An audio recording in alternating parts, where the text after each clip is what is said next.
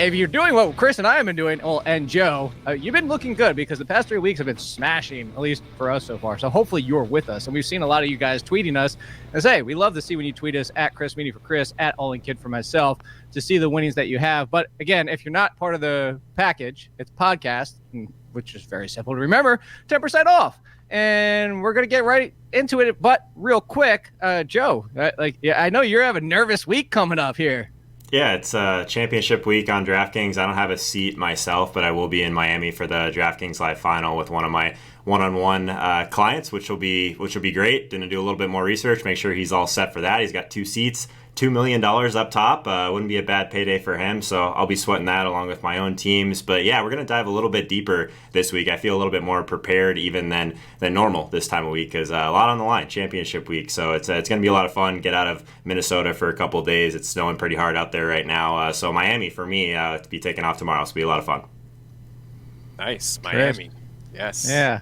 I'm sure you would like to be in Miami right now. How many feet of snow do you have already in Canada? Actually, it's not too bad. Look at the window right now. It's nice, blue skies. We had some snow. I was without power a couple weekends ago, which was awful. To try to just refresh all my matchups. Like, need to get into the playoffs, need to win DK, need to win FanDuel. But right now, no snow, so it's all good. But I would like to be Miami with Joe, 100%. Yeah, and for the record, the best way to get to those finals is not by burning money in qualifiers. It's by being a +1 for someone else that burned a lot of money in qualifiers to get there. Because it's pretty tough to get there. Obviously, a great way to lose money, but it will be a fun event. You do it more for the experience, I think, than anything else. A lot of people probably pretty buried at this point if they've been firing at those cues pretty hard. Yeah, 100%. And some breaking news as we jump into things, which we'll talk about, but Jameis Winston's only throwing a tennis ball today, so we're going to get good. him. Yeah, so Sounds we're going to talk great. about that. Before we came on, Joe said, I've been the king of naked Jameis, and then last week was Jameis Godwin, and that did even better. Well, that's been great all year, but it might not happen this week now. So let's talk some cash game plays, as we always start with. Straight cash, homie. All right, Chris, I'm going to just jump into your mind here real quick. All right? You ready for this? Because I know you. I've known you for too long. And for anybody that's listening to the show can probably guess where I'm going right now. I know 100% your lineups have started with Kris Carson and then from there. Yeah, you do know me pretty well. I mean, it's hard to argue the matchup and for Kris Carson and just all the volume that he's gotten all year long. I mean, third in carries per game. He's had at least 76 yards on the ground in 8 of his last 10 games, so there's a safe floor. We know that Rashad Penny's not around anymore on this team, so I expect him to be pretty chalky. But if you're a cash game player, I mean, $7,500 on DK and $7,400 on FanDuel. I guess the question is, do you even bother avoiding him in tournaments, because he will be chalk, but there is such thing as good chalk, right? We've talked about this before, but smash matchup. Seattle wants to run the football. Yeah, he's an awesome play. 7,500 for Carson, 74 on FanDuel. Like, awesome team total there, even on the road. But you mentioned the matchup, like 32nd in DVOA against the run. Like, Carolina's a team we can definitely attack in that regard. And Kris Carson in these games without Penny this year has been extremely involved in the passing game as well. So I'm totally on board. I've got him projected for about 24 touches right now. So at that price point, I think he's got to be one of the better kind of plays on the slate, and just across the board at the top end of running back. I think he's got to be a guy for cash games that you kind of just lock in and move on from there. Yeah. So, all right, Chris, give me one maybe I'm not thinking of inside of your mind right now.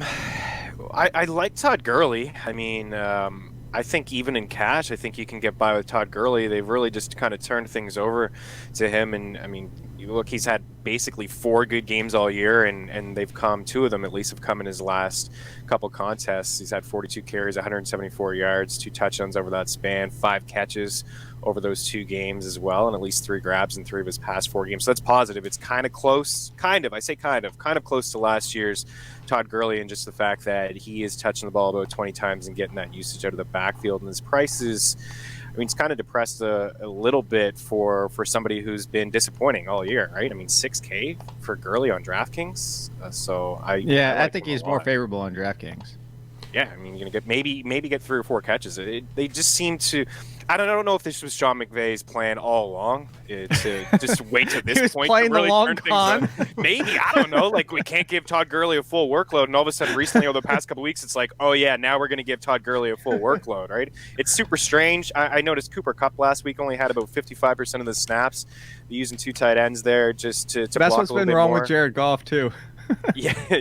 No doubt. Like, well, it has been what's wrong with Jared Goff, I think, because there's been no play action, and they haven't been able to use their best weapon in Todd Gurley, who I do think is their best weapon, right? Robert Woods is a great blocker. He's been involved recently as well. Tyler Higbee's done a good job over the past couple weeks catching balls and blocking for Gurley, too. So I think at 6K, I could definitely get involved in cash lineups, and I haven't said that all year, I don't think, about Gurley. It's a pretty bold strategy by McVay. Just wait until your team's 8-5 with a couple to go, with third in the division, and then just unleash Todd Gurley. But yeah, 6K. I think that one thing that kind of goes understated this time of year is just some of these backs that have been shouldering a pretty heavy load. Like, depending on where their team is at in the playoff race, like we might see some of them scaled back a little bit. In terms of Christian McCaffrey, we kind of saw the direct opposite last week. Like, they were down 2 touchdowns in the late kind of portion of that game, and McCaffrey was still just catching balls. That's basically how he got there, right? Because I think he was stopped at the 1-yard line, didn't end up getting a touchdown, but basically on like one of the last 2 drives, caught like 4 or 5 balls and kind of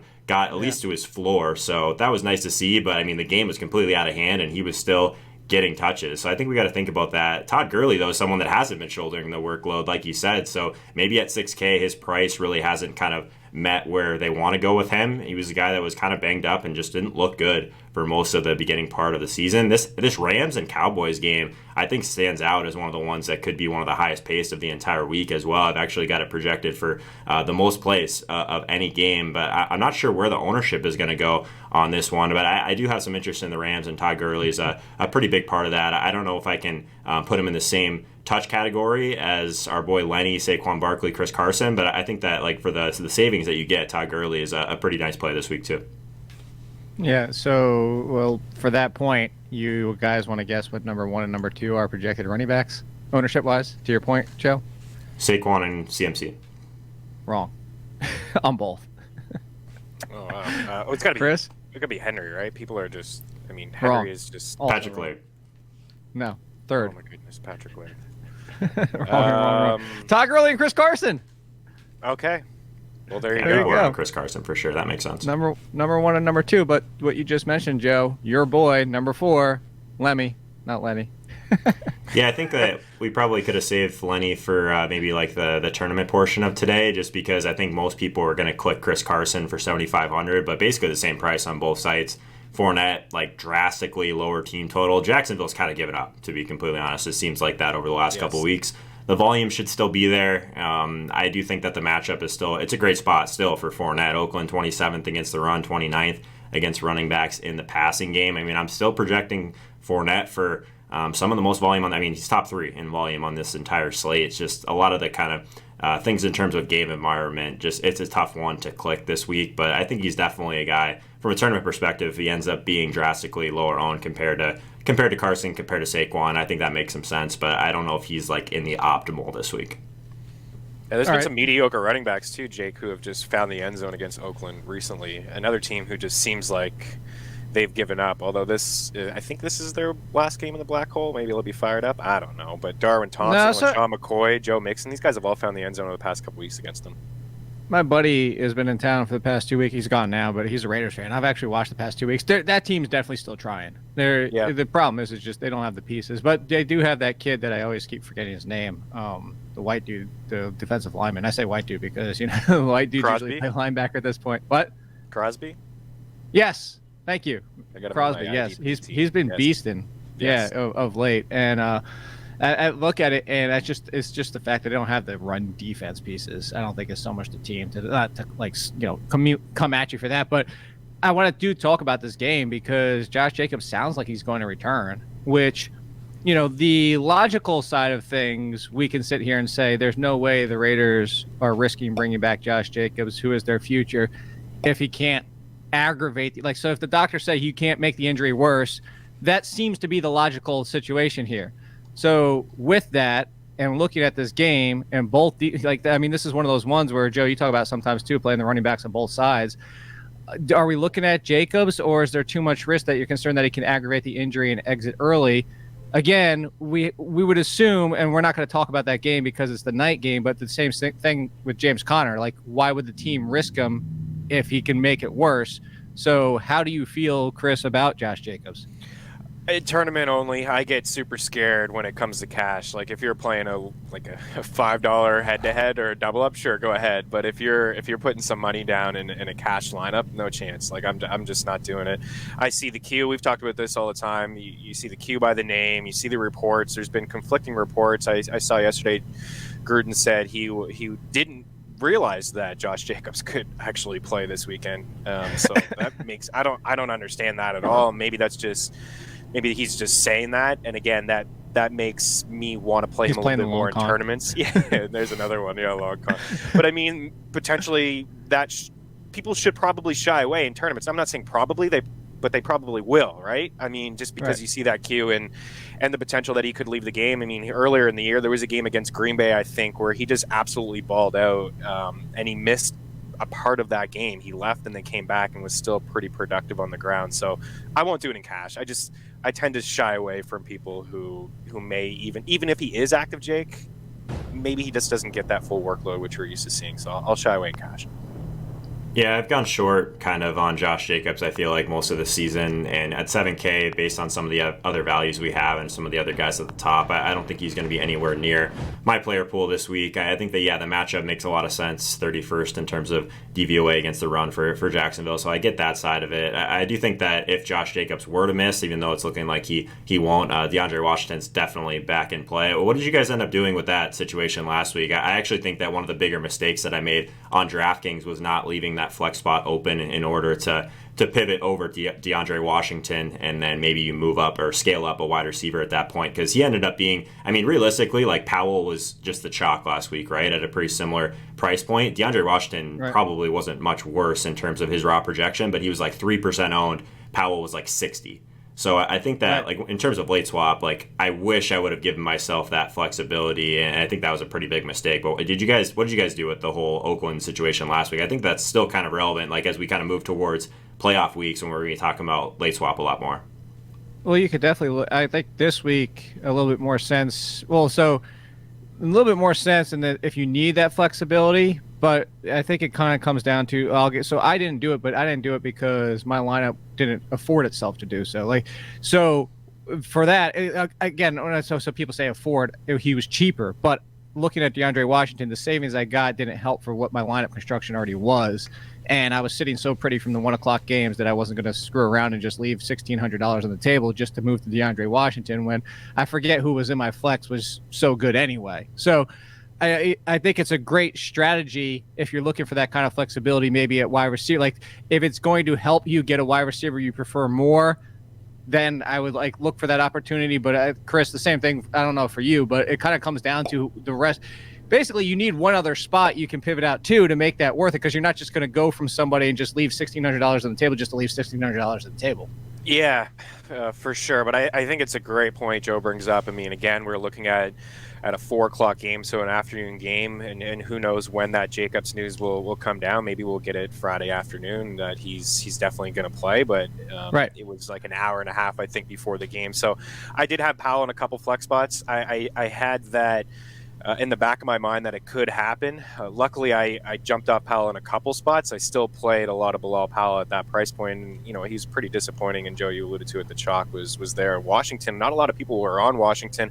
I think the most intriguing part for me, and I expected him to be the goal line back, but when they were down in that football game, it wasn't so much Jalen Richard. Yeah. It was Washington catching balls out of the backfield, 7 targets, 6 grabs. And I think that's very encouraging. And, if you're playing again this week and you have you're talking about it, Jake, you have the luxury to maybe swap a guy out. I think, have that in the back of your mind that, keep that flex spot open, that it could be a very similar situation again. If you want to get nuts and play him if you play in those large contests where you put in, 100 lineups in a tournament, I think, even still with Jacobs potentially active, again, just in the back of my mind, this is the time of the year where you can get nuts.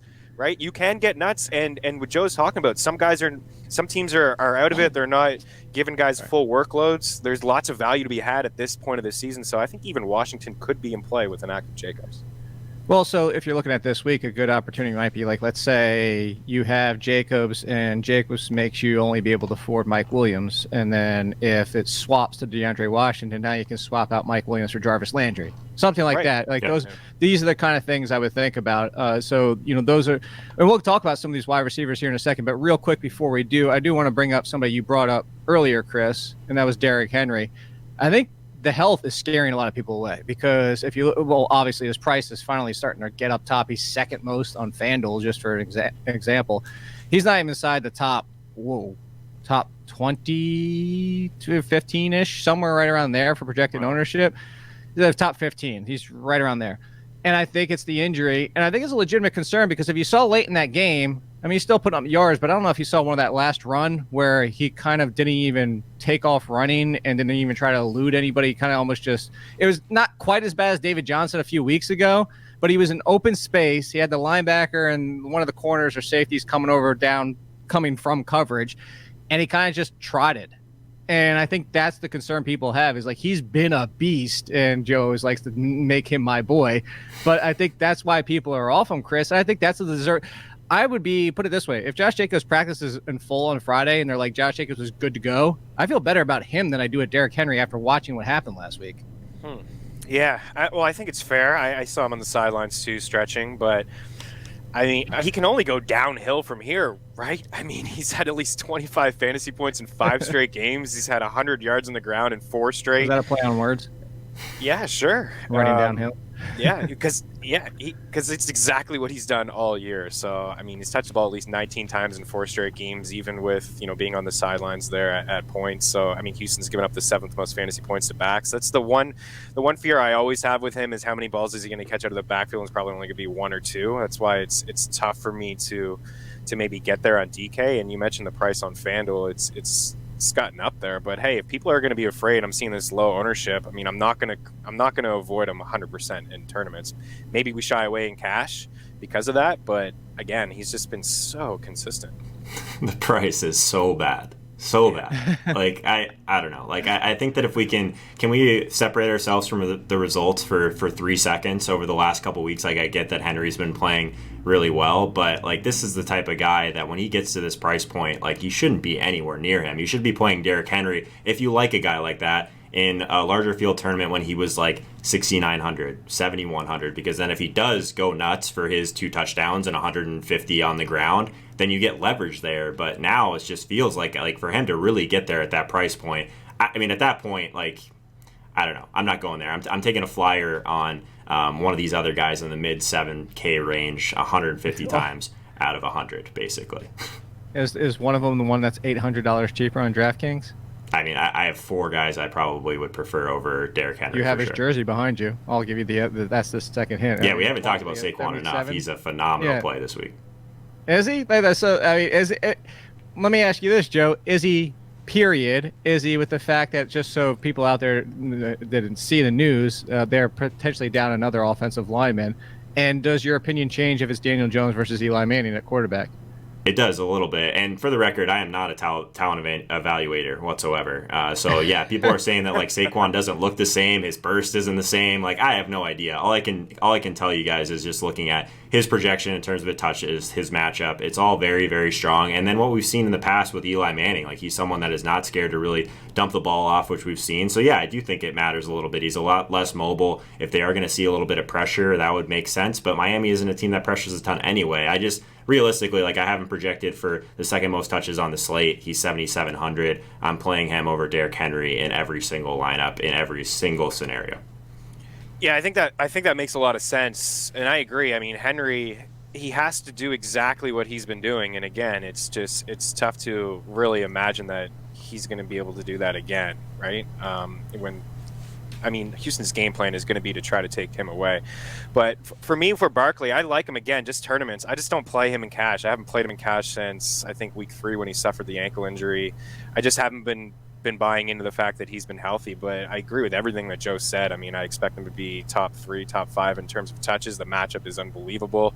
We know the upside is there, catching a few balls out of the backfield. He's done that a little bit more recently, 6 grabs, 11 targets over his last 2 games. And he looked okay last week with Eli Manning under center, even against a tough defense in Philadelphia, 17 for 66. I mean, that's one of his better rushing, games of the season, to be honest, in terms of just yards per attempt. So, yeah, I don't mind it, but I can't trust the Giants, Jake. I can't trust the Giants, can't trust Barkley in cash. I just can't do it. All right. Anybody else before we move to wide receiver? Good? Thumbs up? Well, what do you guys think about Patrick Laird? Honestly, let's look at it objectively. He's 4,500 on DraftKings, against the Giants, a team that we know pass catching running backs have done pretty well against. Are you guys? I mean, I have him for almost 20 touches right now and 4 catches at 4,500. I think he's cash viable. I would agree. I think so too, actually, just because of that price and the fact that he probably will catch 4 or 5 balls. I mean, if he gets you 13, 15 fantasy points at $4,500, I think that's great. Yeah, excuse me. He's got double-digit points in the last 2 games, 5 targets, 4 receptions in both. He did have the touchdown against the Eagles, as you know, but 15 rushes last week. That's the surprising thing. Yeah, understand the 15 rushes. Yeah, 15 rushes only turned into 48 yards, but it is the Giants' run defense, which is, better than their pass defense. But if their pass defense is worse and it can do damage in the pass, point being, almost 20 touches. Right, a lot of usage there for a guy that's 4,500 on DraftKings, Yeah, and we don't know the 55 on FanDuel too. Yeah, he's cheap on FanDuel as well. And we don't know the status of Dante Parker. If Parker doesn't play, I mean, maybe there's a couple more grabs for him. Actually, Alan Hearns missed practice yesterday too. Jeez. Just totally opens things up. Maybe the answer though, with all these guys hurt in Miami, is just to avoid the situation completely. I have no idea. But yeah, I mean, I think that the volume should be there for Laird at that price. I think he's going to be super popular. Yeah, I think he will be too. All right. So he is the number 3. Yeah, he dropped. I just checked yesterday because I was writing a column for the footballers. Patrick Laird was initially number 1. He's fallen behind, not by much, but he's behind Todd Gurley and Kris Carson. I don't know what happened in the past day that, Carson and Gurley got some talk going on that jumped ahead of him, but top 3 right there. So wide receivers, cash game wise, go to you, Joe. We went to Chris first on running back because I predicted him. So.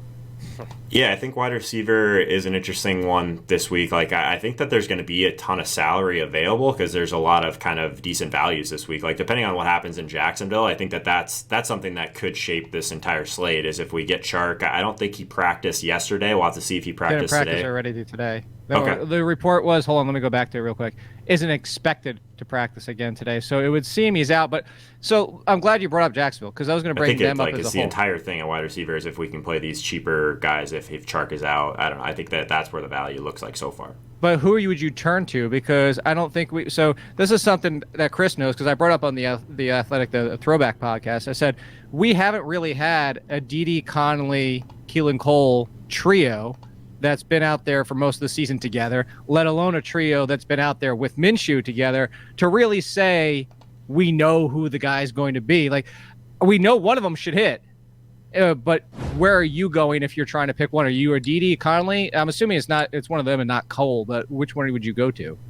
Yeah, I mean, that's a question that we're going to have to ask. For me, in these situations, I guess would prefer the guy that I think has more upside that's cheaper. So Conley over DD for me right now, 3,600 on DraftKings. These are the type of guys that I would prefer to play. So DD's probably fine, 4,600. He's probably the safer play if you're looking at it from a cash game perspective. He's got at least 7 targets in 3 straight games, not a ton of yardage or anything like that. Conley's more of the air yards guy, right? So I think that he's probably the one that benefits a little bit more from Chark being out. So Conley at the cheaper price, more upside. I think that pretty clearly him for me.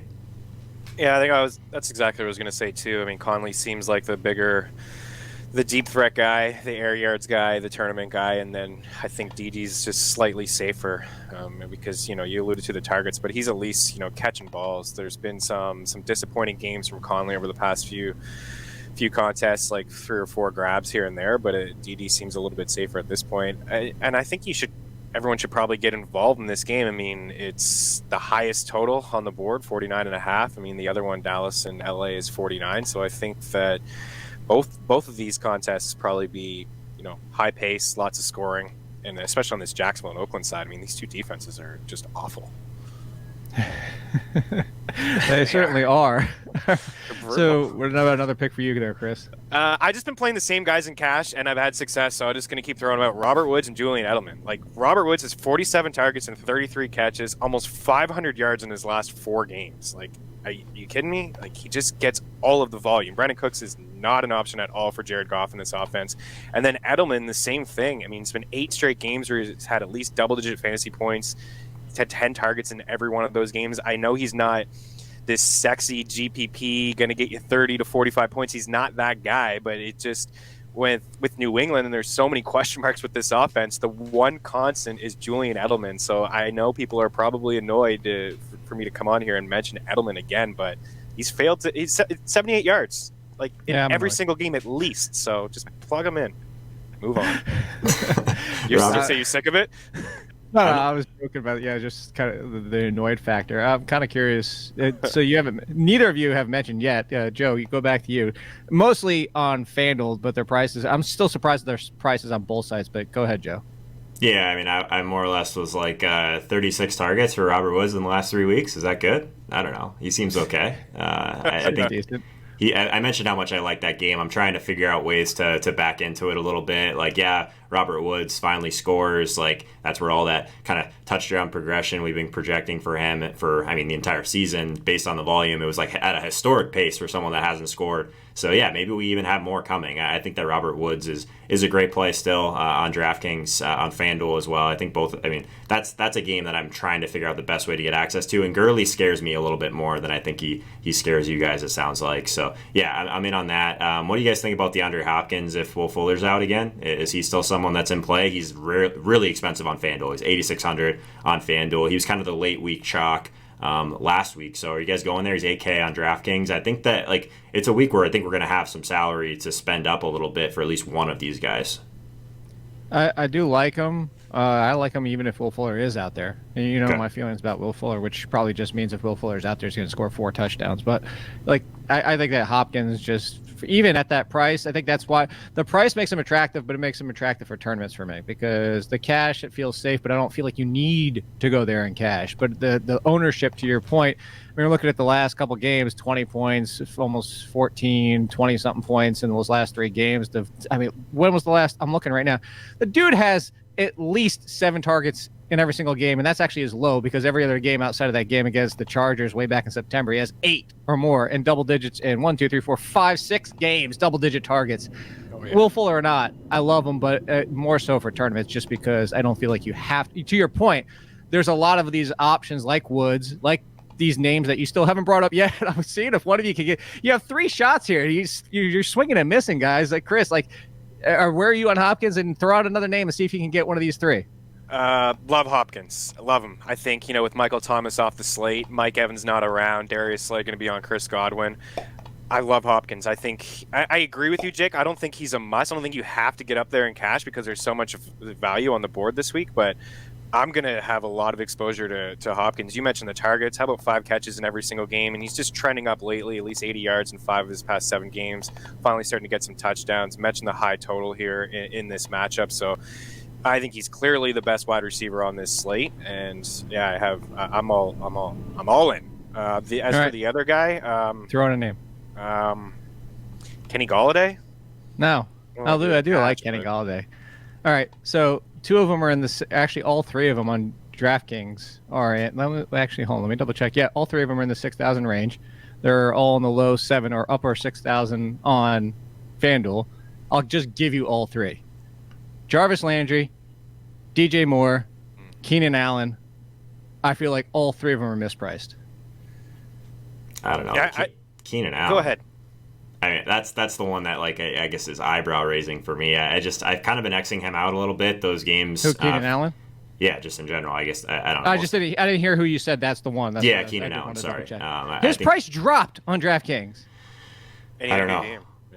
On a week where we have so much salary, I think I would prefer just to go up a tier, and that's really the thing that kind of stood out to me in that group. But what did you have for this part of it, Chris? I know you had something to say right away too. So No, I agree with the 2 of the 3, and I was right there with you at Keenan Allen. I mean, I think Keenan Allen's fine in tournaments, and yeah, his price did drop. But DJ Moore is somebody we've talked about a lot, and he had his worst game in probably 6 weeks, and he still finished with 81 yards and double-digit fantasy points. So I definitely don't mind him. He's in the DFS pass, and Landry as well. I mean, Landry's much like Edelman and DJ Moore. These are the same guys I think we've talked about a lot all year, and just cash game guys that are just completely safe. They're going to get double-digit targets. You wonder where the upside really is, with DJ Moore and Carolina just looking so brutal lately. But I like them both, Jake. Yeah, Keenan Allen a little hesitant in cash, but I think the volume is That's the one you're hesitant on, of the 3? Yeah, just in cash, yeah, of the 3. But definitely, all 3 of those, I can't imagine Keenan Allen has a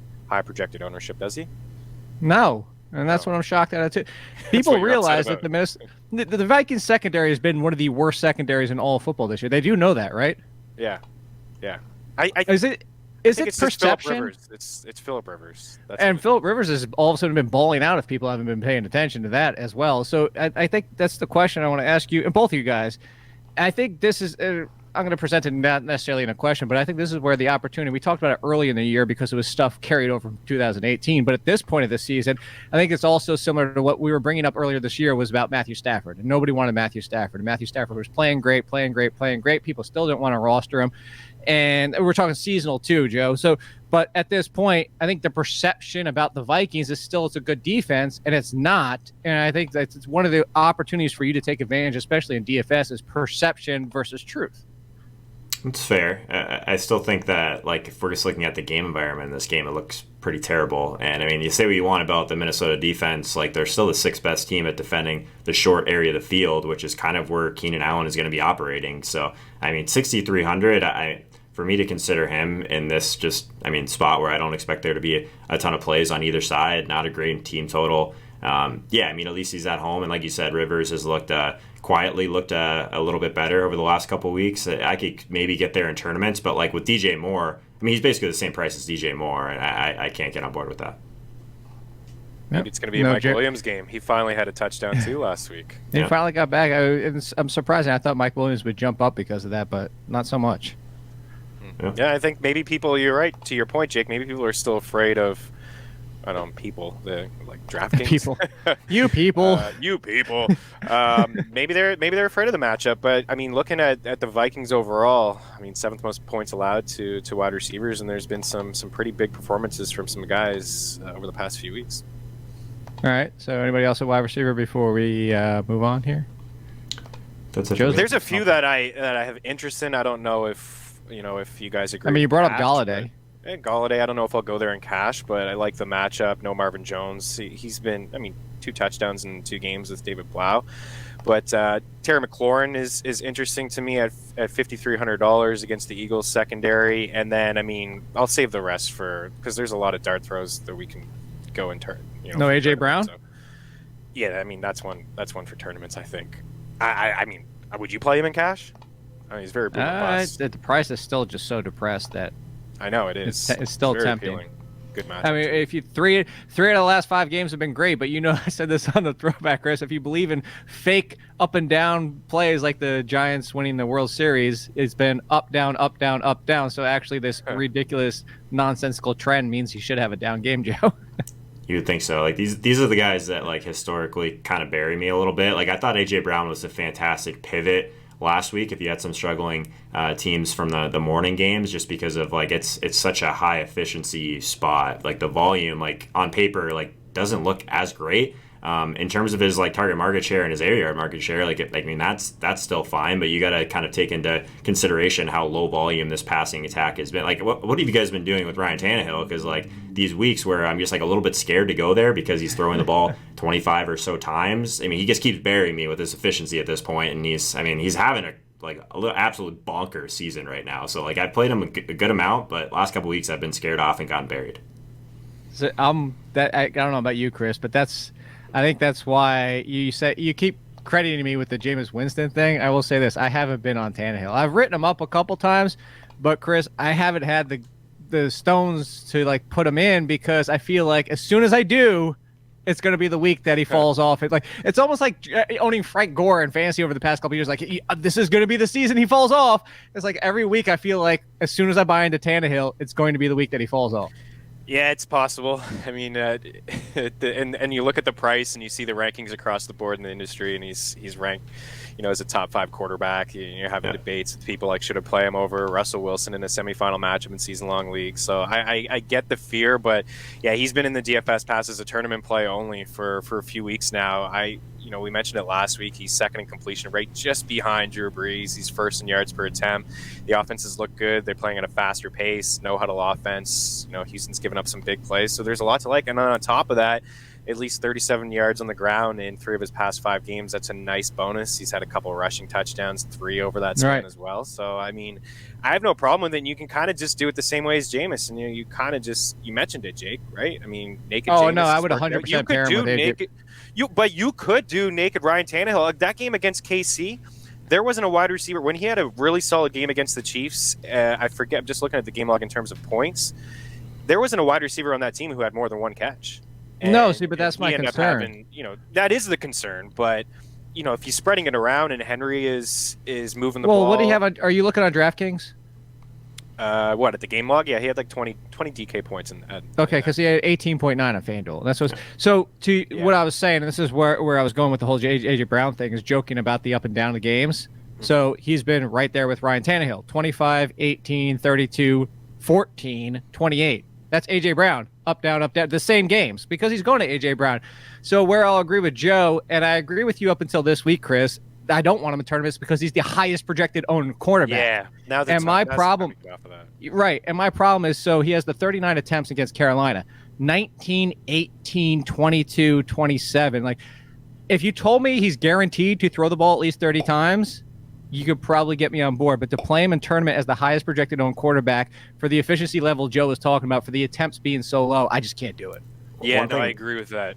There's one more thing, too, that I had to touch on just looking at this as you guys were talking. Like, A.J. Brown, like, we talk about yards per route run a decent amount and, like, trying to... What is this, like 17? It's insane. So, like, just for, like, the people listening, like, a very good yards per route run. Like, Julio Jones, 2.3. DeAndre Hopkins, 2.3. Like, Jarvis Landry, who's having a great season, he's 2.5. This is over the last 4 games. We have guys like Robert Woods at 3.5, which is pretty crazy. But then A.J. Brown's all the way up at 4.8 yards per route run. Like, just like destroying everyone over the last 4 games in that category. So, yeah, the volume hasn't been great, but he's hitting basically every efficiency metric and just like literally breaking my entire model right now, which is pretty crazy. What's the ownership on him, Jake? On who? AJ Brown. I'll tell you 1 second. I moved over to quarterbacks because we had that perfect segue into quarterback. Yeah, I ruined it. Sorry. And now you're making me backtrack. My bad. I imagine it's pretty high. It is. It's inside the top 10. He's 8th. He's 8th. So there you go. So to your point for the, hold on, I wanted to, you made me think of something, Joe, when you said that for the yards per route run. Last week, there it is. Last week, 6.1. I'm changing my lineup right now as we're talking. I was pulling that up because Darius Slayton had 5.3, and I was just thinking about the air, because one of the other things that Chris knows that we brought up on the podcast as well is I was saying, this, I talked about it last week. I was a little bit concerned with Eli Manning at quarterback because the deep ball went away. Like that, he never really had a great deep ball to begin with.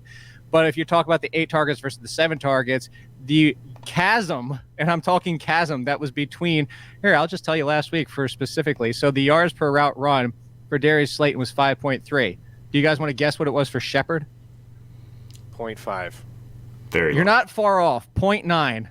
Yikes. But in any case, that's why you made me think to go look it up. So last week, by the way, is Zacchaeus was number 1 at 8.45. 1 reception for 93 yards will help that. Treadwell, 2 catches, 7 yards. But then A.J. Brown is number 1 essentially for anybody that had any significant usage at 6.1. Darius Slayton, 5.3. And I'm only mentioning this out because number 3, and we haven't talked about this team, this game. I know we're going to talk about the running backs in tournament, hint, hint, because I feel like that's where we're going to go with this. But Emmanuel Sanders, 4.24 last week. Oh, man. Monster game. Sorry, I was so distracted by the lineup. You guys might as well not build a lineup this week. I literally just built the nuts on FanDuel, so don't bother. Okay. I'll read mine and we'll call it a show. Okay, that sounds good to me. So what about Emmanuel Sanders? By the way, Keenan Allen right behind him at 3.9. Just so you know, Keenan Allen. Keenan Allen. Your boy Keenan Allen. Sanders is tough just because of the volume of that offense to the passing game, right? Like I haven't considered like those guys enough this year, but he's like way down on my board right now. Like, do you disagree, Chris? No, I don't.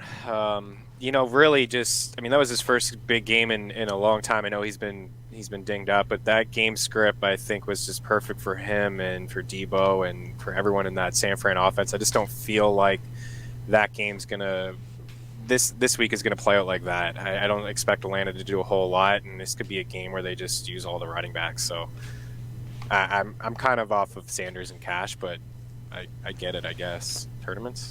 I guess. I get it, I guess. Whatever. Well, I mean, when he's been healthy, there has been a couple solid games. I think his second game with the 49ers, he definitely seems like potentially Jimmy Garoppolo's favorite target, even with Kittle there. But yeah, I just can't get there in Cash. All right, well then how about one more for you guys before we go back to quarterback, since we're kind of bouncing around the quarterback, but to come back to it. Joe, if no Sherman, which it sounds like, but also no Kwan Williams, any Julio? I mean, he should essentially see the ball 7,000 times this week. Yeah, I don't care about the Sherman thing at all, but I think Julio's a fine play. As maybe like a one-off. I don't think I'm ready to play him with Matt Ryan or anything like that. I mean, it's a lot of red across the board, but how many times have we seen Julio? Like, these are the spots where Julio goes crazy, right? Because no one's on him. And, like, the target share should be there. I mean, all he's missing is a bum ankle to really have, like, that 200-yard game that he has here and there every other season, it feels like. So, yeah, at $7K, like, it's a price point that we probably should take some notice based on his ceiling and probably where his ownership's going to be in this spot. I don't know if I'll be there for it, but if you're playing 20 max, if you're playing some of this larger field stuff, I think he makes a decent kind of lower-owned ceiling play for sure.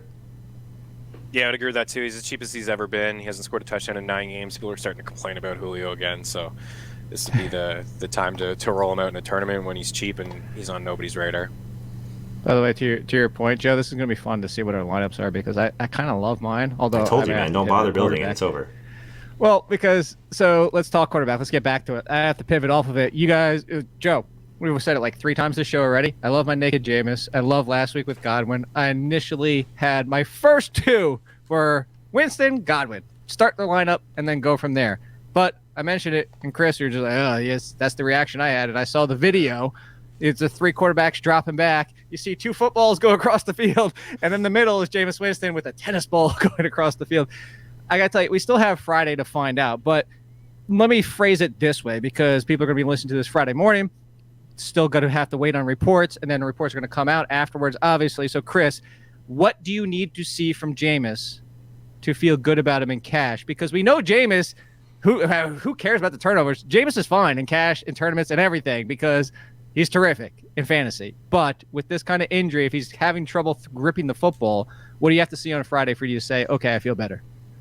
Throw football. I need to see him That's throw it? football. That's as easy as just throw the football? Not throw a tennis ball or whatever he's throwing. I know it's probably a little easier to avoid interceptions throwing tennis balls in practice, but I need to see him throw a football. Like, he needs to throw a football. But, yeah, to your point, with all the picks, I mean, he's second in yards. He's second Will in you touchdowns. pull off of Chris Godwin if it's Ryan Griffin?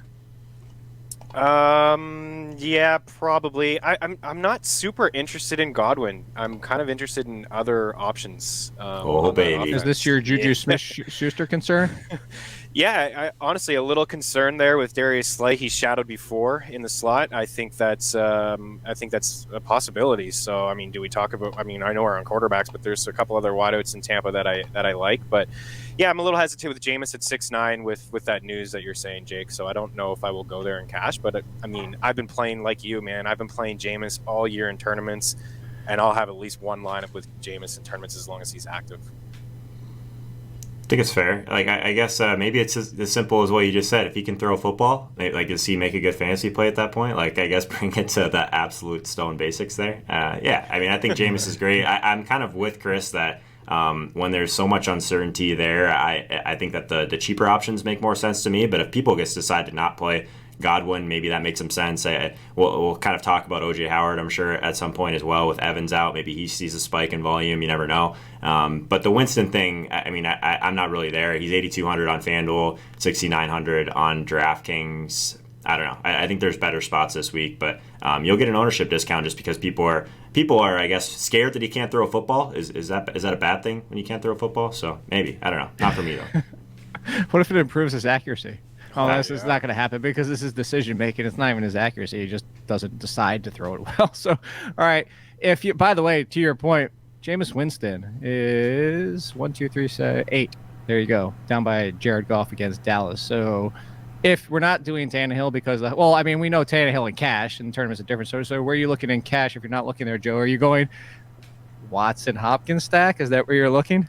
I mean, I like that stack quite a bit, but if we're just looking to pay down a little bit more, I need to work through this with you guys, I think. So Kyler Murray, he's 5,600 against Cleveland. I have some concerns with Arizona that I haven't had the entire season. Like, they've been kind of slowing down their pace a little bit. So last week, 29.6 snaps per second. That was the 23rd best in the entire league last week, and I mean, they were behind the entire game against Pittsburgh. You would have thought that was a spot maybe where they would have tried to kind of pick up the pace a little bit. So they haven't been really going no huddle near as much lately as well. So like we think of Arizona as like this team that like there should be a ton of plays, but I actually don't have this game projected for near as much as I expected to. Like, I love Kyler Murray. He's 5,600. He's super cheap. It's against Cleveland. He's going to have a decent rushing floor for us, and like the short area of the field in theory is kind of where you attack Cleveland anyway. So like I like Kyler a lot. Do you guys have any pace concerns in this game?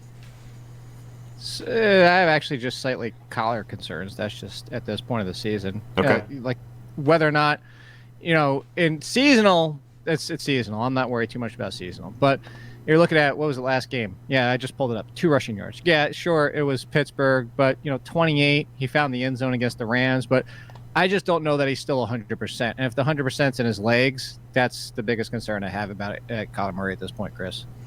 Yeah, I have some concerns too. Mentioned it last week as well. He really has to. He really has to get you for 30 to 40 yards, I think, to kind of return value, even at $5,600. So cheap. He hasn't. I know he is so cheap. I think in tournaments, I think it's fine. Maybe you want to do a Murray and Christian Kirk, who they've both been pretty quiet over the past few weeks. I mean, you look at Kyler in the game log, and you see fewer than 200 passing yards in 3 straight contests. So I think that will shy people away a little bit. But I think if I'm looking for somebody cheap in around that range. And again, maybe this is just a tournament play only, and I don't know Chark, but Minshew, again, $5,500. I know he was awful last week too, but I just like that matchup a little bit more. I think there'll be more points scored. I'm just completely out on this Arizona offense. Maybe it has something to do with just how they've changed the pace of play, Joe. You almost said something that terrified me, like, because you're looking around kind of the industry and projections, early week projections. Like, is Eli Manning a thing at 5,200? I still prefer Kyler strongly. But I don't know. He's 6,800 on FanDuel. He's a thing. I think he's a thing, dude. Like, that's why I want to ask you guys. Like, no. So you prefer Kyler over Eli? At least I found one guy you like. No, I'll tell you who. If I'm going down that low, I don't care about last week's game. I'm going to Gardner Minshew. Screw the Eli nonsense, because you know what happened with Eli? Brand. Yeah. The first half of that game, everybody's like, "Oh my God, Eli's great! Look how good!" What happened in the second half of that game, Chris? You watched it. He went back to being sucky, crappy Eli. He did nothing in the second half, and it was the crappy Eagles who basically let Slayton just go downfield. Like, oh God, maybe we should cover somebody. They got lost in their own mess. Grant, we've talked about this before, Chris. Jalen Mills and Ronald Darby have helped this defense. It's still exploitable. They still have miscommunication issues. They still have talent issues. And Eli Manning looked like garbage in the second half. Playing against Miami, though. I don't care. I would actually tell you Miami might be a tougher matchup at this point. I mean, I'm not playing Eli Manning. Like, what do you? So, like, this is what I was kind of piecing together in my head. He's 5,200 on DraftKings. What's his ownership in the live final against Miami? 5,200 with Saquon is going to be chalk. Gardner Minshew. I mean, I mostly agree with you. I think Eli. I'd be shocked if Eli's. I think he's going to be like 8% in the live final. Well, no, he's the 6th highest projected on quarterback. Who is Eli? Yes. Oh, I thought you were arguing that he was a thing. He's definitely a thing. That's what I'm saying. He's a thing, and that's that's another reason why so he's 6th. He's got 5% ownership. It's quarterback. You always talk about that, Joe, how flat it is. Right behind him are Winston, Goff, Trubes. I don't know why I just called him Troops. Let's go. Yes, nice. Coming off the best game of his career. I love that nickname for him. Troops. Troops, Baker Mayfield, and Kyler Murray round out like the top 12-ish. And then Phillip Rivers, by the way. If I didn't have like the best FanDuel lineup of the entire season right now, I'd be playing Troops, I think. Oh man, hopefully you have Eli in there. I troops. I think he's a thing too. We had this debate on the throwback with Jake, and I think Brad Ziegler liked him a little bit more. But yeah, the second half was pitiful. It was absolutely disgusting. I don't know offhand how many yards he got, but I don't think it was more than like 25 in the second half. But it is Miami, and it's at home. If that matters, I guess it probably. Well, Daniel be a Jones little is bit better if practicing it was today in Miami. Yeah, Daniel Jones is practicing, but I from my reports that I saw, I think it would. I thought that Trimmer said it would be a shock if he played, but who knows? Keep an eye on it. But I mean, Slayton to Manning. Ooh. We do have breaking news, by the way. Oh, let's hear it. Speaking of practicing, so Devontae Parker in the concussion protocol sounds doubtful. Here's the one. Guess who returned to practice today? I see quizzical faces on you guys. T.Y. Hilton. Ooh, T.Y. Not on the main slate, right? No. No, I'm just throwing that out there for, well, like, we want to, just throw it out there for other people playing those. Would you, here's the only question I have for you, Joe. T.Y. Hilton, if he plays, in the captain spot. Oh, God. No, I don't think so. That response was gold. But, I mean, look at that game. I mean, Darius Slayton, or actually, I forget who said it. Kudos to, who was it? I got to try and remember. But he said Darius Slayton breaker. And I thought that was actually pretty good last week. Nice. T.Y. Hilton can break the slate. I like Slayton. And I think Slayton to Eli is an interesting combo. God. But, I mean, top 5 ownership on Eli Manning, that's a big yikes. That's a big red flag for me. I don't want to play chalky Eli. That is a big yikes. All right, so anybody else at quarterback before we get tight ends, defenses, and tournaments, because we're like a little time crunch here. What are you guys doing at the top end at quarterback then? Because we basically just talked about all the cheap guys. Deshaun Watson. Same. Okay. I'm going the other side. If everyone's going to be all over Tannehill, I'm going the other side with Watson. I think Bingo, and that's even more reason why I'm with you, Chris. I like he's starting to him and Watson seem to be, or him and Hopkins rather, just seem to be really just dialed in over the past couple weeks. So I like both. I can't believe that Garoppolo is the highest on FanDuel. That's just so funny. That's just not the ownership, Joe, the price. Oh, I was confused. Just in case. I wasn't sure which your face was for. I wasn't sure if your face was for the ownership or for the price. But either way, here's the thing. Look, let's jump into tournaments. We'll come back for because tight ends and defenses, we always keep saying every single week. We usually talk about the same guys. So let's jump into tournaments because I want to talk about this game, talk about running backs. Chris we've talked about this at length, so I'll let you go first, Joe. Not on the show, but this is the Raheem Mostert. Oh my God, Shanahan at the worst time in the world could just screw us all over in seasonal. This is DFS though. The Mostert play, the price, the usage, the opportunity in this game, it's all there, but it's still Shanahan. What do you do? Are you touching Mostert? No, I have zero interest whatsoever in Mostert. Do you have zero interest in this entire offense? No, I would just play Patrick Laird for 700 cheaper, 100 times out of 100. I don't know. What about no wide receivers, no George Kittle, walk me no through nothing? the Mostert play. Like, I guess I am projected for 2 catches right now and like 17 touches. I don't know. And I think that these are the guys I don't play. So you talk me through it. Why is he a play?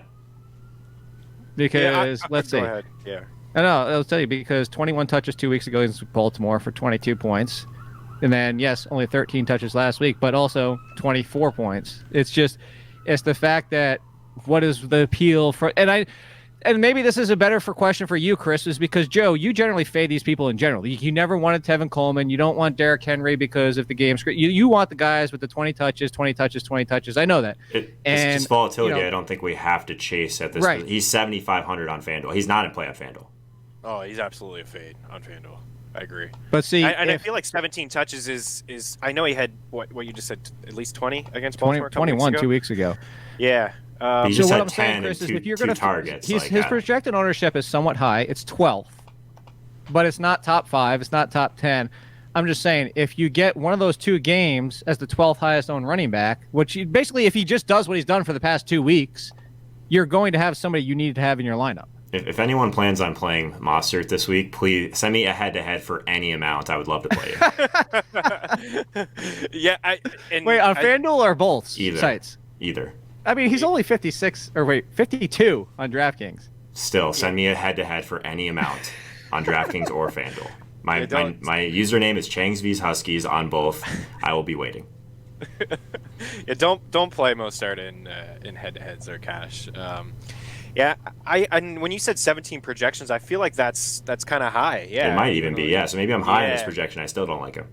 Yeah, so I don't even know. Even with that game against Baltimore, Jake, I mean, that was a sloppy game. It was rainy, and that was kind of his coming out party. He looked really good, and that was when Tevin Coleman kind of disappeared. But, I mean, I do feel like this will be all the running backs. I just think Tevin Coleman may get involved, too, if this game does get out of hand. Maybe they scale back Mostert and Breida slightly, and Coleman has a few catches against his former squad. But I think that I do feel like it will be a running back game. I feel like Jimmy Garoppolo, in terms of his price on FanDuel, is an absolute fade. So if I had to choose somebody in this offense, it may be him. But I mean, I think 17 touches is pretty high. And the one catch that he had was a trick play. It was a pass from Sanders. Like we would prefer Gurley for 800 more, right? On DraftKings, just so we're clear. Not even a question. Yeah. Okay. Yes. Cool. All right. No, just that is such a that was almost like a subtweet of a question. Just so we're clear, correct? Oh, I don't know. Stupid idiots.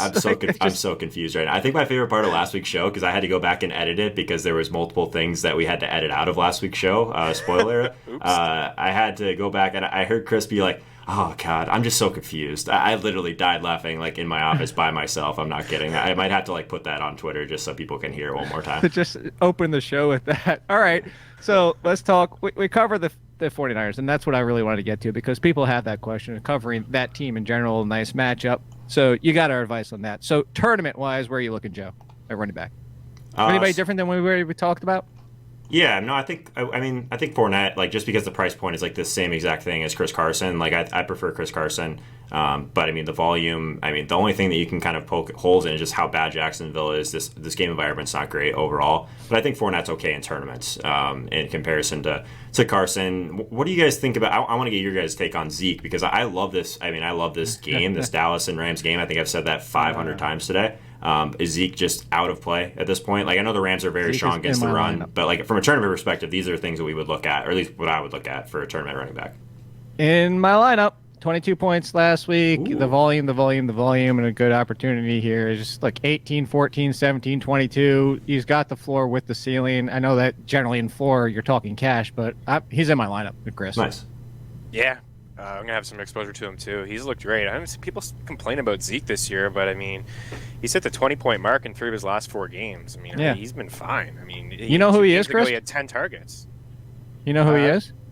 He's Michael Thomas from 2 years ago in fantasy. You're like, oh, my God, I can't believe Michael Thomas isn't, like, putting up 30 points a game. Oh, he's just putting up 16-plus every single week. Oh, it's so awful that he's not Christian McCaffrey. I'm sorry. Yeah, I mean, settle down. I mean, Zeke's fine. The one thing that he hasn't had as much volume this year as in years past. I mean, last year he had so much volume, but I don't know, Dak's spreading around a little bit. But I like Zeke. I have no problem with him. 10 targets 2 weeks ago. Any other running backs you're looking at? Dalvin Cook? I mean, Dalvin Cook's ownership has plummeted as his production over the past couple of weeks because the touches haven't been there. Yeah, we talked about this before we went live. I think I don't know. Maybe I'll just let other people win money with Dalvin Cook. So this is the week to play him because I'm probably not going to have him. I think that for whatever reason, every time I play Dalvin Cook, it's like 5 different guys in that backfield. We got C.J. Ham touches. We got Amir Abdullah touches. We got Irv Smith dump offs. It's just like so frustrating at that price point. I think he's kind of priced out for me. I prefer all these guys in the 7K range that we've mentioned. Yeah, I'm not really on Dalvin. What do you think, Kris? Yeah, I would agree with you, too. I'm not really on Dalvin either. I have a fear, too. Like, if this game does potentially get out of hand, if we do see the old Rivers where he just really struggles, I mean, they're looking ahead to Green Bay next week. Maybe they'll see a whole lot of Madison or anybody else in that backfield. So, a little hesitant, despite the fact that he has had a rushing touchdown in 4 straight games. But he hasn't been as efficient on the ground. And I don't know how fully he's healthy, so... I can confirm you need more than just a rushing touchdown for Dalvin at that price point. I can confirm with personal experience that you need more than just a rushing touchdown. Absolutely. There's a backfield we haven't talked about at all, and that's, in Cleveland, Arizona. It's just been such a smash spot for a lot of these teams. I know Chubb and Hunt keep showing up, but I don't know how you guys feel about either of those guys. I mean, even with Chubb hanging around in the backfield, or with Hunt hanging around in the backfield, Chubb still had at least 16 touches in every game, 92 yards in the ground in 4 of his past 5 catches over the last 3 games. I know his usage in the backfield hasn't been it wasn't like it was in the first few weeks when Hunt wasn't active. So I don't know how you feel. It's just a complete fade because it is a good spot.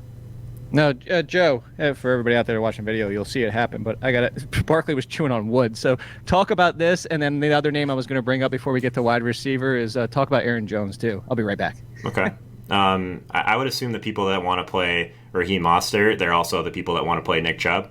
So, again, like send me those head-to-heads. I'll be more than happy to play you. I don't know. I think Chubb, he's a little bit too expensive still. Like it's the same thing for that. I just think now that Hunt is there, he's taking away enough to where I think he's just too expensive for me. In terms of Aaron Jones, $100 cheaper too, Joe. Yeah, that's true. That's very true, and it is Arizona too. So I mean, I think maybe I don't know. It's really interesting the way that the pricing has gone with those guys. I thought that Chubb would be cheaper at this point of the season, but he's really not. I think that the thing with Aaron Jones, this is like the guy that I really struggle with because I love it. Like I said earlier in the show, I'm not a talent evaluator, but I do like Aaron Jones like as a talent. If he was like a bell cow back, he'd be like right in line with all these other guys, or maybe even better than some of these other guys we've talked about. So I think from that perspective, yeah, like maybe you can get on board with Aaron Jones in tournaments, just because I think he's always tournament only, right, based on like the volume that he's seeing. So I think it's a decent spot for him. The other guy that I wanted your take on, Chris, what do you think about Miles Sanders? He's 5,900. So like if I was trying to find a pivot for someone, like if we're trying to find a pivot off of Patrick Laird for a little bit more expensive, is he at least in play for you, or what do you think about Sanders, I guess? Yeah, I think Sanders, I think he should be in play. You know, Boston Scott came in there and had a couple goal line touches and actually was kind of the spark plug of that offense in the second half. But, you know, it was mostly because Sanders, you know, he left. I think he was getting evaluated for concussion, so he was in the tent for a little bit, and that's kind of where Scott took off. But even still, like Sanders the opportunities have been there with Jordan Howard, you know, not around. It doesn't look like Howard is going to be playing this week either. So, I mean, 3 straight games, at least 5 targets. That's encouraging. 9 catches over the last 2 weeks. He has had a lot of red zone targets. Most of those targets that he's had have been in the red zone over the past couple of weeks. So, yeah, I like the spot. There's just really nobody. This Eagles offense is Nelson Aguilar doesn't look like he's going to play. We know Alshon's not hanging around. Josh McCown was ready to play wide receiver last week, so they need some guys who can catch the balls, and Sanders is one of them. Yeah, I thought it was dehydration and cramps for Sanders. Was it? Actually, you're right. It was. Yeah. Nice By the price, way, Aaron Jones. That's my big complaint about him forever. If you just would, oh God, Packers, just give him a workhorse role, and we would all love some Aaron Jones. All right, 2 things. One is I forgot to do this since we were talking tournaments. You down with GPP? You have been for a few minutes, and we're continuing that. So let's talk some wide receivers that we maybe haven't brought up yet that you're looking at tournament-wise. Tyreek Hill, anybody? What do you guys think about Tyreek? I think he's interesting because I'm sure we'll talk about Mahomes when it comes to tournaments as well. Like it seems like we can couple them together. Yeah, we could. It seems like, and maybe this is just something that I'm making up in my head, but like Tyreek's big games, it seems like it's spread out a little more on like some of the other weapons, because like we have Watkins for extremely cheap, and like all these different, because like KC is one of the hardest, I feel like, offenses to figure out, and obviously Mahomes isn't having near the year he had last year, but like you never get a price discount on Tyreek, so it scares me a little bit. I don't know. He seems like a guy that just like seems drastically overpriced, but I think that there'll be not much ownership there, so I could be on board. It's just tough. The lowest I've ever seen his ownership before. Is it? I mean, okay, we're talking behind Marvin Jones, who people apparently still haven't realized is out for the season. Okay. Interesting. Okay. I would suggest playing Tyreek Hill over Marvin Jones 100%. It's interesting to hear that ownership, and you see the price, and you see the fact that Mahomes only has 3 passing touchdowns in his last 3 games. I mean, that's pretty strange. Crazy. It's not like he's, I mean, sure, New England, going into New England is a tough environment, but he played Oakland the week before that, and he only had 175 yards passing.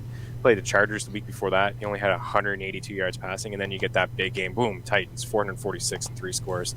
So maybe it's coming. Quote unquote, Jake, he's due. But I mean, that's the time to get in on these guys, right? In tournaments, I think it makes some sense. But to be honest, yeah, I mean, Hill wasn't on my radar. I think I maybe like him a little bit more to talk myself into it. And the projected ownership, since we're talking about it, when we talk quarterbacks with wide receivers, because it only makes sense to, is Patrick Mahomes is outside the top 25. behind Kirk Cousins and Matt Ryan and Drew Lock. I don't even know if I can name 24 other quarterbacks. You could if you really tried, but his projected ownership right now is 1%. Wow. Equal to Kyle Allen. All right, so we probably should have some exposure to KC. Yeah. Probably. Playing tournaments. When have you ever seen the ability to get Patrick Mahomes and Tyreek Hill at sub 25 at each of their positions? 1%, basically 1% and 2%. I mean, that's if it hits, you're rolling in the dough. What are we bringing it back with? Cortland Sutton, Noah Fant. Noah Fant's banged up, right? Noah Fant. And by the way, can I take my Noah Fant victory lap for the season? Yes. Are you allowed to after 14 weeks though? I think you watch this guy. Like he's finally getting more opportunity. Like it's the end of the season for a rookie tight end that's really talented. I'm just shocked that he's possibly playing after getting carted off in that game. It's just this. What he pulled a Paul Pierce on us? Oh no, I was just kidding. I'm fine. Yeah, you're doubting his skill set. He's got that Q next to his name as well. Only needs 1 foot. That always helps. Any other tournament wide receivers? So I'll throw out a couple that we haven't named. We haven't named Diggs or Thielen. We haven't named who else? We didn't name Cooper Kupp despite liking that game. And then he's supposedly 100% again. Tyler Lockett with a Russell Wilson there, Joe. Yeah, I don't know. I don't really. That's another one like the Patrick Mahomes where nobody's got ownership on it. It's fair. Like things have to go so perfectly. I feel like for the Russell Wilson stack to go nuts, and like it'll happen. But I also think you'll go broke chasing it. But yeah, I mean, maybe this is a spot where everyone is going to be on Carson. Maybe it makes sense to throw some Wilson stacks out there. I'd be in on that. I think the Diggs one is interesting actually, and I don't play Diggs very often, but in tournaments he seems like someone that could be kind of a nice buy low opportunity. I think he's a really interesting one actually. Yeah, I like Diggs a little bit more with Thielen looking like he's going to play in the game. I'm kind of interested in these Tampa guys. Like, I mean, Justin Watson, 3,700. Rashad Perriman, 4,500. No, so that's where I'm going because everybody's on Justin Watson and Perriman being on the field as much as he was. I think that he's been better. Like at least there's a track record with him. Like if you told me pure talent versus talent. To what Joe says before, like he doesn't watch that much. I'm not saying, oh, look at me, I do. I'm just saying, like, if you're asking me the talent question for something that I do on my side of things, this is why we defer to each other that have our skills in other areas. Like I definitely defer to Joe every single time when it comes to lineups and opportunities and rosters and certain. I ask you, you don't send me enough of these little secret contests that you find. I need more of these. Sunday morning, be like, just send me a text and like you're so good at finding those. But in any case, Justin Watson over Rashad Perriman as a talent, but the use in the snaps, Chris, and the fact that I think everybody's jumping on this Justin Watson talent bandwagon and ignoring Rashad Perriman, I think that's the pivot play. Yeah, I think so too. And it's easier to do it on DK where Perriman's only 45 and Watson 37, but on FanDuel there's a pretty big gap. I mean, 64 for Rashad Perriman is like, oof, it's kind of getting in that range where maybe you pivot away from him. But Watson, I mean, or $4,500 on FanDuel, it actually doesn't get any cheaper than that. So I think depending on what set you play, I have no problem rolling out Watson on FanDuel, but a little hesitant on DK. Yeah, I guess the extensive film work that I do on wide receivers is basically going to playerprofiler.com and typing in names. And his comparable is Jordan Matthews, but 91st percentile Spark athlete. So, yeah, I can get behind that. But I agree with you that like the opportunity definitely skews towards Perriman. It seems like he's going to be the lower owned guy in that category as well. So yeah, I'd be in on that. I guess shout out friend of the footballers, Matt Harmon. That's where I get all my wide receiver film takes from. So either Player Profiler or Matt Harmon definitely would skew towards You met me that you do the show with? I mean, are you a film guy? I'm at 50-50. You can't do one without the other. Okay, fair enough. I'm still going to skew towards Matt Harmon, I think. I had 101 draft prospects in my you could pull that up and then go look at that. What do you have? So do you like Justin Watson then as a talent though? I'm being serious. I'm actually curious. Yeah, no, I do. Like I said, if you told me talent versus talent, but I'm going to also take the opportunity. This is why you got to do both. I'm going to take the opportunity. And knowing that Rashad Perriman was out there as much as he is and should be out there as much as he is again, and the fact that if Scotty Miller is back, I don't know that Justin Watson is on the field as a number 2 or a number 3. He's going to be back and forth with him. That's all that's being said. But what about last one before we get to the tight ends and defenses to wrap up the show? Amari Cooper. banged up, but we like this game. But obviously the concerns are Ramsey. I mean, there's a lot here, but does that make him an intriguing tournament play, or would you just go to Michael Gallup? 6,500 for him, I guess. Like, he's not really going to hit any of these things that we normally talk about at wide receiver just because he's been banged up. Yeah, I don't know. I think that's like tournament only, large field only type of thing. What's his ownership looking like right now? Because I would assume that game's going to be relatively popular, right? It's relatively popular, but he's behind Michael Gallup. Okay, interesting. I mean, we haven't seen a market price there for a while. Do you care about Ramsey at all? I do. I still do. Yeah, I kind of do too. So I kind of like Gallup. I mean, it's a little bit cheaper. I want to throw out another scrub. I mean, why not? For Miami, Isaiah Ford? No? I mean, well, if Allen Hurns and Devontae Parker are both out, Yeah. but here's my problem. You know what I go to, Chris. Is he going to handle the attention? I mean, like, Janoris Jenkins is not Janoris Jenkins anymore. And actually, he's banged up. He might even not play. And the secondary options for the Giants are not good. But if you're going to be asking Isaiah Ford to be the number one, I mean, this might just be, don't even waste your time. Fair. But this is the time of the year, again, you just get completely nuts. There's so much value. I have no problem taking a shot on Isaiah Ford coming off a 9-target, 92-yard game at $3,700 in a pretty good spot. So keep an eye on mean, yeah, Greg Ward was an AAF player, so... Yeah, I, to your point, I would like to see Parker or Hurns on the field for Ford. You guys are too sharp, man. So, like, I started looking into Isaiah Ford again, typing his name into the Google machine, and his best comparable, Tyler Boyd, someone else who probably doesn't do very well on his own, needs, like, that alpha on the other side. So, interesting with Isaiah Ford for sure. I guess one guy we haven't talked about that I still think is in play, like, are we completely avoiding OBJ because of all this other stuff that's kind of circling around the OBJ narrative? He's 6,400 against Arizona. I mean, he's still top 10 in weighted opportunity. The short area of the field, they're the worst team in the league at defending that. Like, they are, but that's why I love Landry. I mean, sure, but everyone's going to play Landry, so is OBJ and play in tournaments, basically. Well, that's why I brought up Landry earlier. His projected ownership still isn't high enough. He's not even inside the top 10. I'm going to just keep going Landry until it does. And my biggest issue is, like, Patrick Peterson, still, he's going to be on OBJ. And OBJ at less than 100% versus Patrick Peterson, bleh. Fair. Same for you, Chris? OBJ, man. I want to play him, but he just doesn't look healthy. Watching him, you could see after a couple of the routes that he runs, I don't know if it's all show with OBJ. I really don't know, but he's like limping back to the huddle. Now, what is he going to see? Patrick Peterson? I mean, I don't know, but I think, again, this is the time to do it. If you're going to do it, you see the groin, you hear all the noise, you see Landry. If you look at the game log between Landry and Beckham, it's been all Landry. And, I mean, the matchup is, even still with Peterson, it's not bad against Arizona. So if now's the time, I mean, I think maybe now is the time to just have at least one line. It's kind of like the Julio thing. You know, the upside is there. He just hasn't done anything over the past few weeks. So, I mean, I don't hate the call. All right, so let's move. I got 5 minutes. That's for everybody out there. We're time crunch here. Tight ends and defenses. Let's hit tight ends first, and this is both tournament and regular. Let's just cover them all. Where are you looking for yourself, Joe?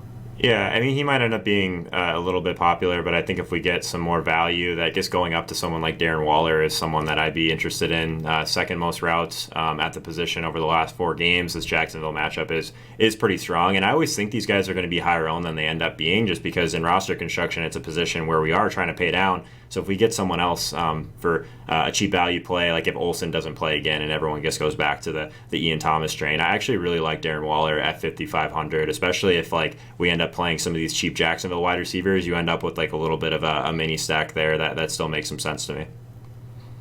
Yeah, I like the Waller call. Obviously, Ertz. I mean, I don't think we're not breaking any news here. And again, he was running wide receiver routes last week. There's just not a lot of guys there, and he's been pretty good over the past few weeks, right? And he's caught 9 of the 13 balls. That was last week, but found the end zone a couple times. 11 targets in 4 of his past 5 games. So, like Ertz, and just looking a little bit cheaper. I mean, since we mentioned all the Tampa guys, I wonder OJ Howard. I don't know if we go there in cash, but I knew you were going to bring up OJ. I mean, why not? You brought him up on Monday as well as just a guy that, I mean, Bruce Arians is probably, his hands are forced, right, to play OJ Howard whether he wants to or not. I mean, this guy just may get some targets. Which is crazy that, like, how crazy is the fact that compared to the beginning of the season, where people, including myself, had him like 5th at tight end, to point to the fact that his hand is forced when it comes to O.J. Howard. It's disgusting. In that By the way, Zach Ertz and O.J. Howard are 2 and 3 in projected ownership. You haven't mentioned the one name. Tyler Higbee is number 1. That's the guy I was just going to bring up, like in that same exact range. He's 3,900 on DraftKings. Like, since he's kind of taken over as that like main pass catcher outside of Robert Woods, I guess he's played over 90% of the snaps. He's seen 19 targets. So I think that that's someone that we could go to. And when we kind of have seen Cooper Kupp and Brandon Cooks kind of take a step back, a significant step back, like they've been running more of these tight end sets with Higbee. So I think that he's still, I mean, with that really high total, like, again, a game where I think there's going to be a lot of plays, like 3,900 is a fantastic price for Higbee. Yeah, I have a free square for you guys. If Greg Olson doesn't come back, Ian Thomas. Yeah. Put him in. Yeah, definitely. move very on. solid again. I think he returned to practice, but yeah, keep an eye on him. I agree. I think he's a must. He did a walkthrough yesterday with Greg Olson. He's dealing with concussion, right? Yeah. So I'll have to watch. Greg Olson and obviously changes that. And Greg Olson hasn't even been that great this year when he's had like 2 really good games. One more for you guys. You know where I'm going. I'm going right back to the guy I used last week. And I was nervous until late in the game. And that late in the game touchdown took me from a couple like mid-level, oh, I'm doing good, okay, to, yeah, nice cash day for Jonnu Smith. Going right back to Jonnu Smith again. Yeah, I like that too. I feel like there's going to be a lot of points scored in that game. So don't mind that call. Just play A.J. Brown. Just play. I'm playing both. There Possibly. you go. We'll double see. stack. And you're not going to play Tannehill? Hey, look. I know Jonnu Smith's not getting the heavy targets, but this is exactly what I wrote up, and everybody can go see in RotoPass for the discount, 10% off. You can go check it out, or actually podcast for the RotoPass. Sorry, is 4 targets, 4 receptions. And your boy, Noah Fant, destroyed them 4 for, what was it, $1 billion and a touchdown. And then the other game was 4 for 75 and a touchdown from people they're facing. Then it's huge opportunity on a low projected total, or like low projected volume even. So I love the opportunity there. So defense is where you guys looking. Go ahead, Chris. Yeah, I just try to find a cheap play, and I'm not really feeling any of the cheap ones. I thought maybe Detroit halfway through the show when you started talking about Jameis throwing tennis balls, potentially, but I think honestly, I mean, there's just not a lot. Well, like Eagles stand out against Haskins. They've been dialing up some pressure, get after the quarterback.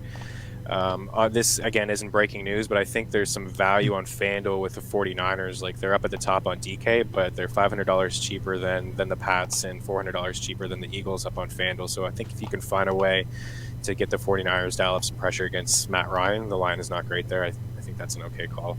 Lions are number 1 projected ownership, by the way. My goodness. People want to play defense against a guy that can't throw a football, but's going to throw what? Or possibly Ryan Griffin, not attempts. the tight end. Yeah, there you go. No, I think that Detroit's pretty solid relative to like some of these other teams in terms of their pressure rate. Get a bunch of awesome data from Sports Info Solutions in terms of that stuff, and they're still top 5 on the slate in pressure rate over their last 4. So I actually kind of like Detroit at 23. I agree with Chris that one of the raw points plays that I think a lot of people will be on, but for good reason, is Philadelphia. Just following Dwayne Haskins around every week, you'd probably be making a lot of money in terms of your defense selection. So yeah, they're expensive, but we've seen this year a lot of people just like, of course, like it's pretty plus EV to pay down a defense, but you can get some, like last week, Pittsburgh was like very low owned across the industry, and they were in a fantastic spot last week against Arizona. So like because they were expensive. So sometimes paying up to be contrarian is something that we probably don't talk enough about when it comes to defense. So I think Philadelphia for me at the top end pretty clearly.